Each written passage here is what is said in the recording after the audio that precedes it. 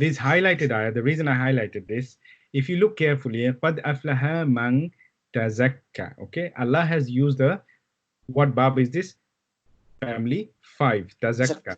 The attributes, the quality of family 5 is to do something for yourself and with a lot of hard work, takalluf, you do a lot of hard work, and then you have takharruj, you graduate from university, and ta'allum, you learn yourself. So it's a ta'allama family, something you do a lot of hard work to learn. But Allah did not use man zakka. Allah did not use family too. Zakka or allama means you teach somebody. So if you use zakka, means you purify your wealth or something else.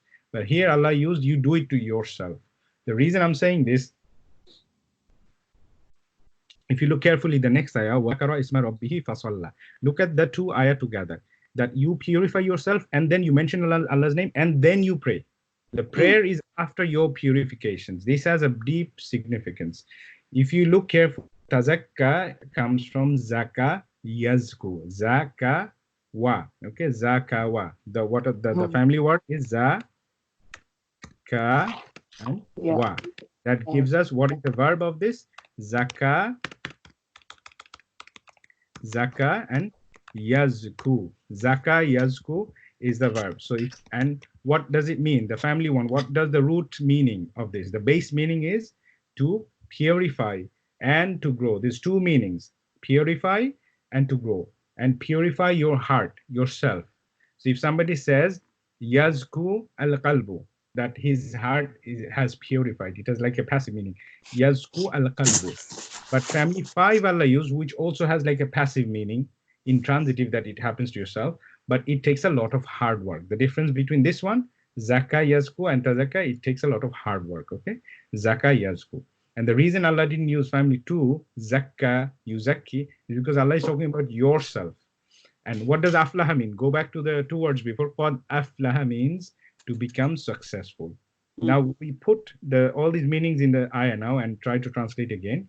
That somebody who's definitely successful. Qad means certainly successful, who has purified himself by giving zakat, by maintaining the 5 pillars of Islam, by listening to Allah, by following Allah's command, following Rasul Sallallahu Alaihi Wasallam's command. So all these encompasses tazakka.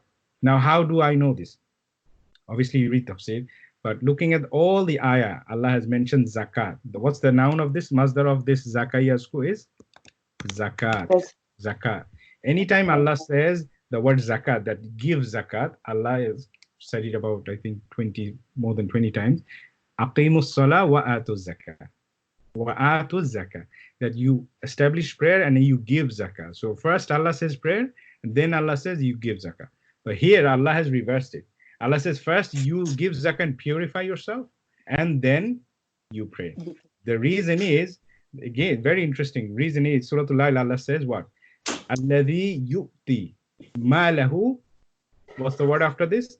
Yatazakka. Allah again uses somebody who purifies himself with mal. So Allah clearly, whenever Allah uses mal, physical wealth, or Allah uses purification of yourself, Allah uses tazakka. When Allah says just give zakat, one of the 5 pillars, the rules of Islam, Allah uses just the zakat, then the master of family 1. But whenever Allah talking about purifying yourself, Allah uses something that needs a lot of hard work. Now, what's the point of saying this? If you see, when we Muslims give zakat, a lot of the times what happens is we have given a lot of zakat and we have made a big name in the society of poor people. Sometimes you see people actually make a big majlis. People come in and say, this famous person will give zakat to poor people. Especially in Bangladesh, we have this nasty culture of, you bring a lot of poor people, you do so much announcement, that this rich man is coming to give zakah. And then you take pictures and all that. But Allah is saying, you purify yourself. You don't purify the mal. You grow in piety by giving it. Now, if your piety is that you become famous, you become somebody known in the society because you're giving zakat, then the condition of salah is what? Fasalla. That's not fulfilled. Because you give zakat to the masjid and people announce big time in the mic that this man has given big zakat, and people say Allahu Akbar. Maybe it's okay, it's encouraged sometimes, But if you look carefully, the condition here is simply that you remember Allah's name and then you pray. So heart has to be purified. One of the best examples of giving charity is if you look at big non-Muslim corporations, non-Muslim rich people, they give charity for the sake of what? They have their name on that Yes. place, and they avoid tax. They don't purify themselves and say, okay, and then Dakara Isma Rabbihi. They don't say Allah's name, Ya Allah, thanks for all the wealth. I could help a lot of people who need my help. They don't do that, but they do a lot of charity. They do a lot of charity, sometimes more than Muslims. Yeah. So condition of zakat is to grow yourself in piety. Allah grows your mal as well, so you can give more. Most importantly, your heart is purified. Then you come to salah. All the other places Allah mentioned zakat is salah first and zakat. But these two places in this surah, Surah Al-A'la and Surah Al-A'la, Allah has put purification first, then salah, because this is one of the conditions. And then from the hadith, from the Ali Radiallahu his life, it's not hadith. He used to give zakah, and he used to say these two ayah, قَدْ أَفْلَحَ مَنْ تَزَكَّى وَذَكَرَ اسْمَ رَبِّهِ فَصَلَّى. And Allah clearly says you will be successful if you are purified and then you come to prayer. And Allah solidifies this saying, بَلْ تُؤْثِرُونَ حَيَاةَ الدُّنْيَا. This is the ayah that consolidates what I've said, that no, rather they still تُؤْثِرُونَ prefer life of the dunya. Because they are either giving zakat not with the purest intention, they're following Allah's command not with the purest intention, and they prefer actually the dunya life, but obviously outside they're all very giving, pious. So what's the difference between the non-Muslims then with us? They are giving in fact, the university I went to, it was endowed, my faculty was endowed, it was established by a big gambler. I didn't know this. When I read into the history, he put lots of money because he used to gamble, or he probably had a gambling company. So he had a lot of spare money. So what he did, he built a university. Okay, he wasn't a scientist or a philanthropist, nothing.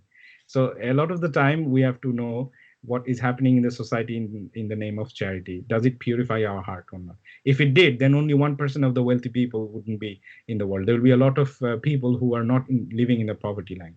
People don't help for genuine reasons. People help for a lot of the time for money and wealth. That's the message from Allah. And then bal tusiruna, obviously that's why they prefer the life of the dunya.